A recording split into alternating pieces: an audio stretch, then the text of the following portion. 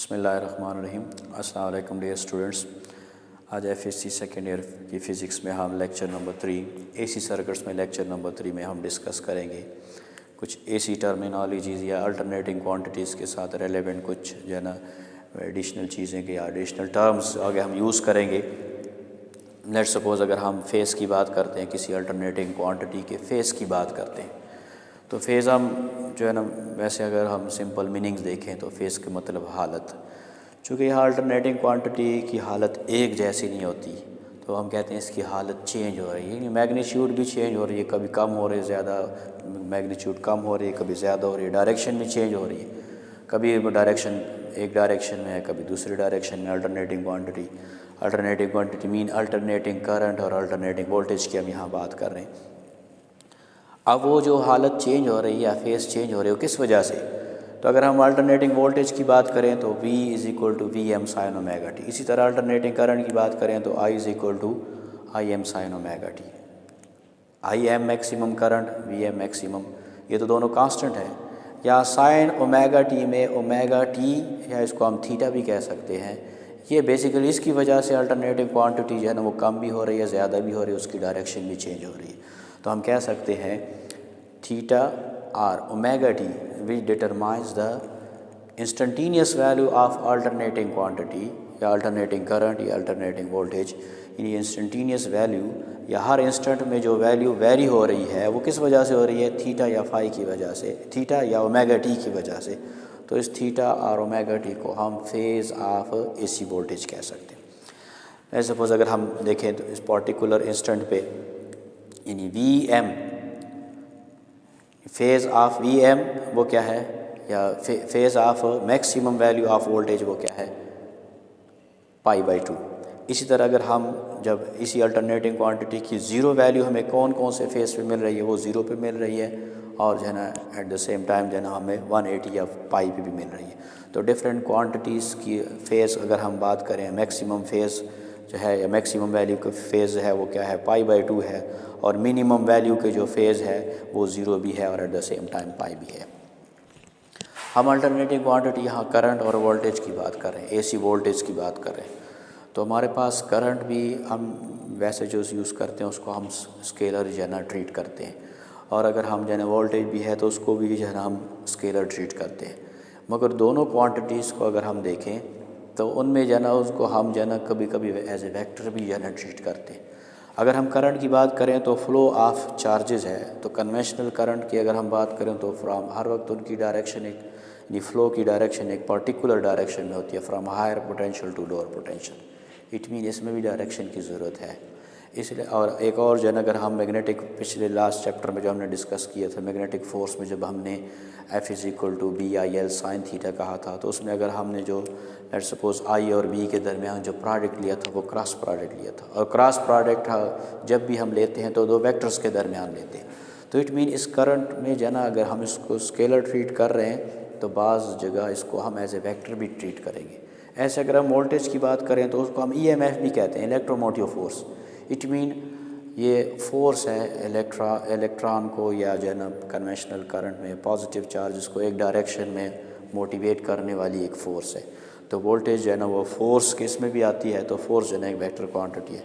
तो वोल्टेज भी हमारे पास उसको भी जो है ना कभी हम एज ए वेक्टर भी ट्रीट करेंगे, और वेक्टर के लिए हमें वेक्टर को ड्रा करना पड़ता है।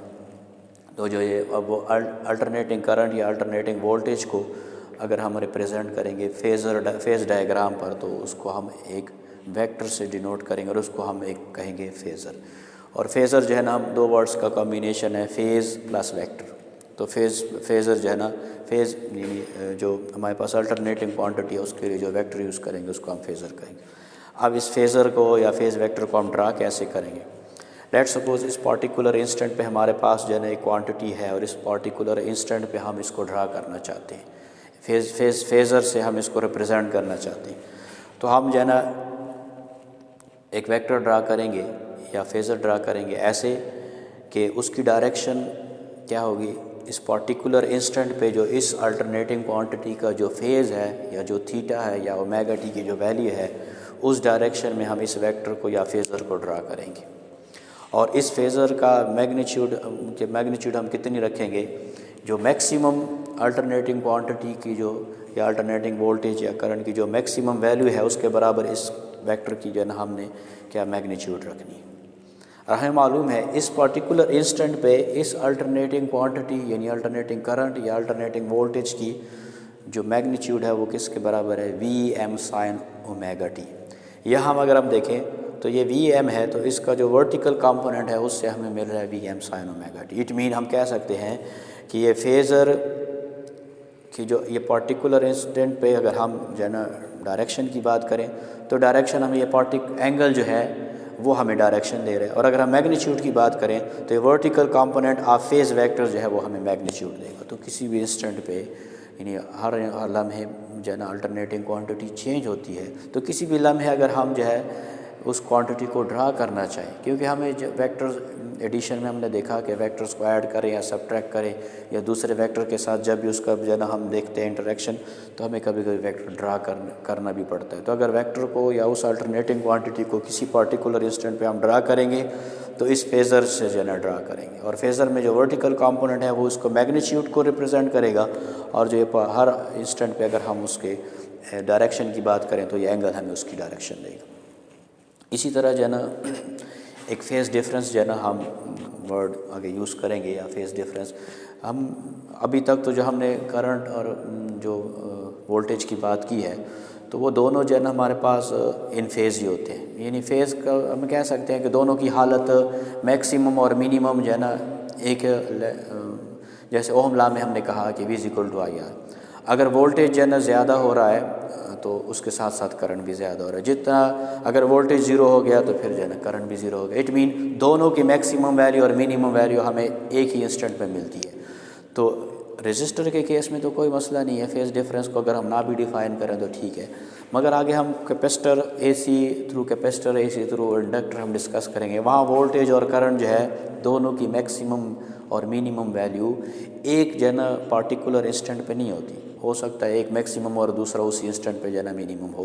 तो हम उस केस में जो है ना थोड़ा सा फेज़ डिफरेंस को डिस्कस कर लेते हैं कि फेज़ डिफरेंस क्या है। लेट्स सपोज हमारे पास 2 अल्टरनेटिंग क्वांटिटीज़ हैं, करंट भी है और वोल्टेज भी है और उनकी फ्रीक्वेंसी सेम है। हम जिस सोर्स से जो है ना हमारे पास करंट आ रहा है तो उसकी जो फ्रीक्वेंसी होगी वही करंट की होगी, वही हमारे पास जो है ना वोल्टेज की होगी। तो अगर सेम फ्रीक्वेंसीज़ के हमारे पास करंट भी है और वोल्टेज भी है मगर उनका जो है ना जो ज़ीरो पॉइंट है या स्टार्टिंग पॉइंट है वो डिफरेंट है तो हम कहेंगे इन दोनों में फेज़ डिफरेंस है। In when 2 alternating quantities of same frequency have different zero points तो फिर हम कह सकते हैं they are said to have a phase difference. तो अब फेज़ डिफरेंस इस फिगर को हम देखें तो लेट्स सपोज वोल्टेज हमारा किसी इंस्टेंट पे जो है ना स्टार्ट कर लिया उसने ज़ीरो से, मगर करंट जो है वो स्टार्ट हो रहा है थोड़ा सा जो है ना वोल्टेज के बाद उसने जो है ना ज़ीरो से स्टार्ट लिया है। तो अगर हम जो है ना यहाँ वोल्टेज को देखें तो वोल्टेज हमारे पास साइनोसाइडल हमें कर्व मिल रहा है और उसके लिए हमने फार्मूला लिख लिया। स्टार्टिंग पॉइंट चूँकि ज़ीरो से है तो हमने Vm sin ओमेगा t लिख लिया। जबकि अगर हम करंट की बात करें तो उसका स्टार्टिंग पॉइंट जो है वो ज़ीरो से नहीं है बल्कि ज़ीरो से थोड़ा आगे करके है। तो हम उसके लिए अगर हम लिखेंगे तो ये वोल्टेज के कितने बाद जो है ना वोल्टेज को अगर हमने साइन ओमेगा टी लिख लिया है या वोल्टेज का एंगल हमने थीटा लिख लिया है तो जो है लेट्स सपोज फाई फेज़ या फाई जो है ना फेज़ के बाद जो है ना करंट स्टार्ट हो रहा है तो उसके लिए जो हम एक्सप्रेशन लिखेंगे तो Im sin omega t minus phi. It mean current का जो स्टार्टिंग पॉइंट है वो कितना जो है ना वोल्टेज से बाद में स्टार्ट हो रहा है, फाई फेज़ जो है ना या फाई एंगल जो है ना उससे बाद में स्टार्ट हो रहा है।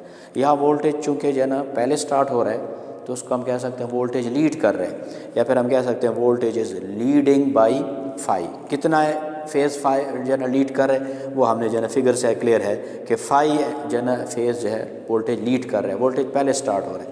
और अगर हम करंट को देखें तो करंट बाद में स्टार्ट हो रहा है। कितना बाद में स्टार्ट हो रहा है, वो फाई बाद में स्टार्ट हो रहा है। यानी फेज़ डिफरेंस कितना हो गया, दोनों में फाई हो गया। तो जब भी हमारे जिस क्वांटिटी का स्टार्टिंग पॉइंट या ज़ीरो पॉइंट पहले आए वो लीडिंग क्वांटिटी है, जिस क्वांटिटी का ज़ीरो पॉइंट बाद में आए तो उसको हम कहेंगे लैगिंग क्वांटिटी है। एक और टर्म जो है ना इन फेज़ और आउट फेज़ जो है ना हम क्वांटिटीज़ के लिए कि इन फेज़ है क्वांटिटीज़ या आउट ऑफ फेज़ है वो भी वर्ड यूज़ होगा। इन फेज़ कब होंगे, जब जो है ना दोनों के दरमियान फेज़ एंगल बिल्कुल हो ही नहीं, दोनों का स्टार्टिंग पॉइंट एक ही पॉइंट से स्टार्ट हो रहा है। तो फिर उस वक्त हम कहेंगे इनके दरमियान फेज़ डिफरेंस नहीं है और ये इन फेज़ है। और या फिर 2 पाई अगर हो, यानी एक साइकिल कंप्लीट हो गया और दूसरी क्वांटिटी शुरू हो गई है, तो उसका भी मैक्सिमम और मिनिमम में डिफरेंस नहीं होगा, फिर हम कहेंगे ये दोनों फेज़ है, इन फेज़ है। और अगर आउट ऑफ फेज़ की अगर हम बात करें, इन फेज़ को अगर हम ड्रा करें तो एक क्वांटिटी को हमने सॉलिड लाइन से डिनोट किया, दूसरे को डॉटेड लाइन से, दोनों का स्टार्टिंग पॉइंट और एंड पॉइंट सेम है, मैक्सिमम मिनिमम सेम है, तो ये दोनों क्वांटिटीज़ जो है ना इन फेज़ है। और अगर आउट ऑफ फेज़ की बात करें तो अगर दोनों के दरमियान फेज़ क्या है 180 है या पाई है, तो हम कह सकते हैं कि ये आउट ऑफ फेज़ होंगे। एक का जो है ना नेगेटिव साइकिल स्टार्ट होगा, दूसरे का पॉजिटिव साइकिल स्टार्ट होगा, तो हम कह सकते हैं दोनों जो है ना आउट ऑफ फेज़ है। तो हमारे पास क्वांटिटीज़ इन फेज़ भी हो सकती हैं, आउट ऑफ फेज़ भी हो सकती हैं। ये आगे जो है ना टॉपिक्स में हम डिस्कस करेंगे।